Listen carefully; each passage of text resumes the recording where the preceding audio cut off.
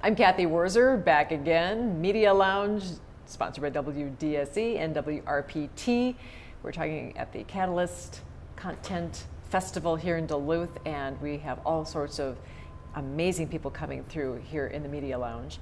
Among them, two individuals who are no stranger to WDSE, the Northland, Katie Lindow and Megan McGarvey. You're both from the Duluth Superior area. Yes. And your project is Outsourced, the new Wisconsin idea. And I want to show a little clip of video for folks, but just generally speaking, give me the thumbnail sketch. Yeah, so this is a documentary about UW Superior right across the bridge from us here in Duluth. In 2017, they suspended over 25 programs in one day. And this documentary looks at the immediate impact and how it's still impacting students and faculty there, along with higher ed in Wisconsin, and we looked a little bit nationwide as well. Okay, pretty comprehensive. I'd like people to see your trailer, so please, let's roll that.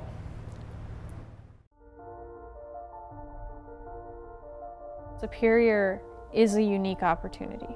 Not a lot of public universities provide liberal arts programs. Not a lot of public universities are the size of UWS. It is financially sound and stable school choice. Students really valued that. Students, faculty, and alumni were shocked with UW Superior's decision to suspend 25 academic programs. 9 undergraduate majors, 1 graduate degree, and 15 undergraduate minors have been suspended at UW Superior. When the news dropped that our major was suspended, no one knew what was going to happen next. A lot of the students didn't know if they would have to go to a different school. This is a campus that has always struggled financially, that has a lot of challenges, but the thing that always allowed this campus to thrive was the deep commitment to students that the people who work here, including administrators, shared. There was no chance of saving our programs. There was no chance to reverse the decision that had already been made in an improper fashion. They knew what they were in for. They knew the student body was angry. They knew the faculty were angry. And they knew that we were going to have well-articulated arguments against this decision. And in the absence of campus leadership that's dedicated and committed to preserving the mission of higher education in Wisconsin, it's actually very hard for faculty to protect their individual programs. There are messages coming from the highest levels of political leadership. The things that colleges and universities have traditionally done for students don't matter. So you see in Wisconsin, the state legislature funding higher education, education in general, less and less and less. When an institution is supported by both its constituents, who are students, pay to come, as well as taxpayers, they have an obligation to respond to and answer and work with those taxpayers to make the institution something that makes sense. It's really the essence of, in Wisconsin, the Wisconsin idea.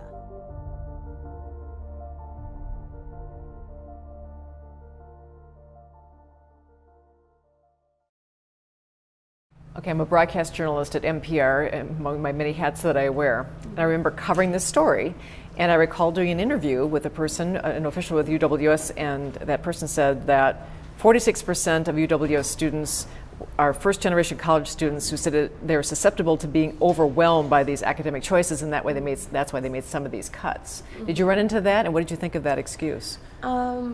To be frank, we thought that the excuse was not sufficient at all.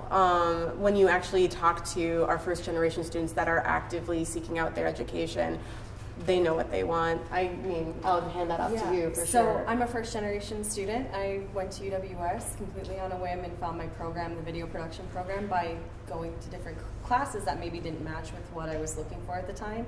And it took me 5 years to graduate. I'm this type of student that they're supposedly helping with this. It took me 5 years to graduate because I took a lot of classes. I also worked quite a lot. I had 2 full-time jobs at any given moment. So the reasoning and the rationale the university gave doesn't really hold water. They also didn't ask students like, hey, what would make it faster for you to get through your degree? What can we do to help you with that?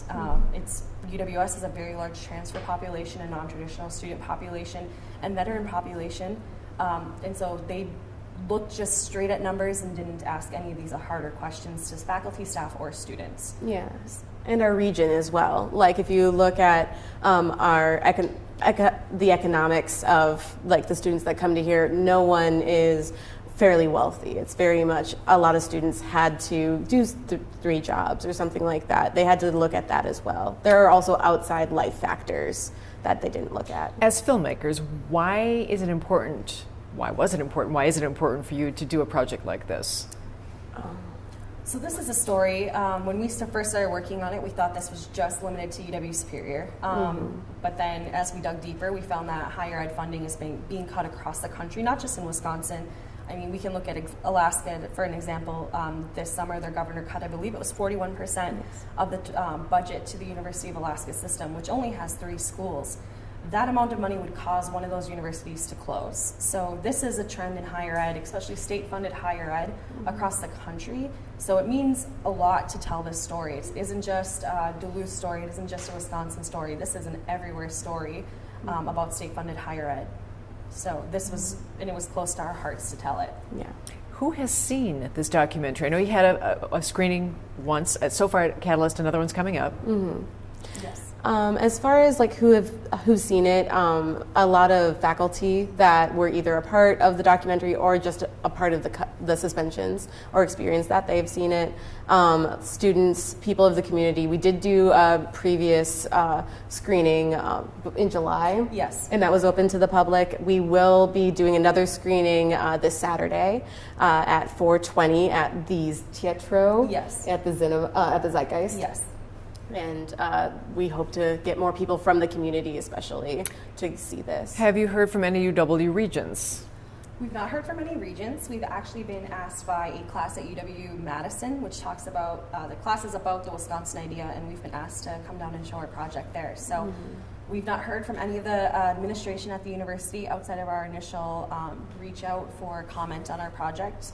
We've not heard from anybody else from any of the other universities in the system or anything like that. And so ultimately, since you're here at Catalyst, you've had a couple screenings. Do you want this to be picked up by, say, a PBS station or some other different platform? So one of our plans, we had one goal with this project, and it was to get into one festival, and this is the one we got into, so it couldn't have been a better timing.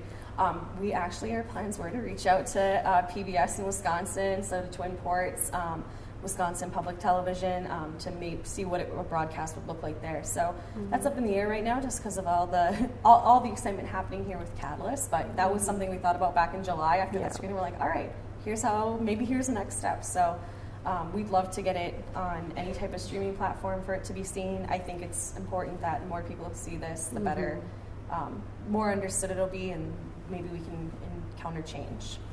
This, I'm sensing, was your first really big project, right? Yeah. So what did you learn about yourselves? Oh, time management, the amount of patience that we both have for one another and for technology. And mostly just kind of the hoops that we were willing to jump through, because Katie and I, we both have 2 jobs. We also have conflicting schedules. A lot of the time that we were editing, we would be at Katie's kitchen table with 2 laptops on a Sunday afternoon for a year, every Sunday for a year, just making it a thing. And then as deadlines kept coming sooner and closer, we then would have to come to each other's work. I remember I was on my dinner break and Katie would come and show me a cut or something like that. And we just had to use a lot of our passion. We didn't have a lot of financing behind the film. It was kind of, the majority of it was out of pocket. Yep. And yeah, we did do an Indiegogo fundraiser that brought us $600, a little over $600 at the end, and we used that for like music licensing, some audio fixing and software, our software, and then for submissions into festivals, including Catalyst. So other than that, we threw in out the rest of the budget. We had about $1,500 that we could have spent on this, and that was stretching it pretty thin. Clearly, though, it's a passion project of yours. Oh, for Yes. sure. Yeah. I'm going to give the name out here. It's Outsourced. Outsourced, the new Wisconsin idea. Yes. And I'm just quickly, the new Wisconsin idea. Yes. The reason. Yeah, so the Wisconsin idea is what the University of Wisconsin system is built on. Over 100 years ago, it was a thought by one of the administrators at the university that what if we as taxpayers in Wisconsin paid in a little bit more in our taxes because we value education. There's a really great quote from the Wisconsin idea. It was written in 1912.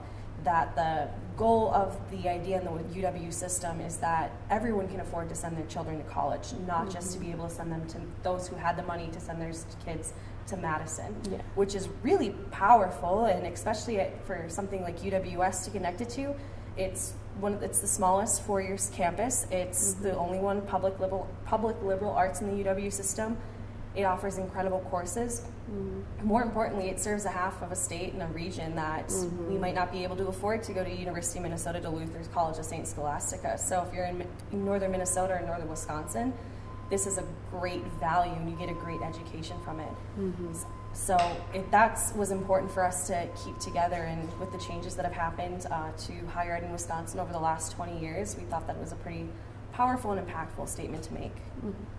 Congratulations. Oh, thank you. We're glad you're at Catalyst. Oh, we are too. And all the best. It's called Outsourced, the new Wisconsin idea. It's a documentary. Katie Lindow and Megan McGarvey, filmmakers, first-time filmmakers. I know we'll see and hear more from you guys. Thank you so much. Thank you. Of course, there is much more to come here. The WDSE WRPT Media Lounge at the Catalyst Content Festival. I'm Cathy Wurzer. We will be back.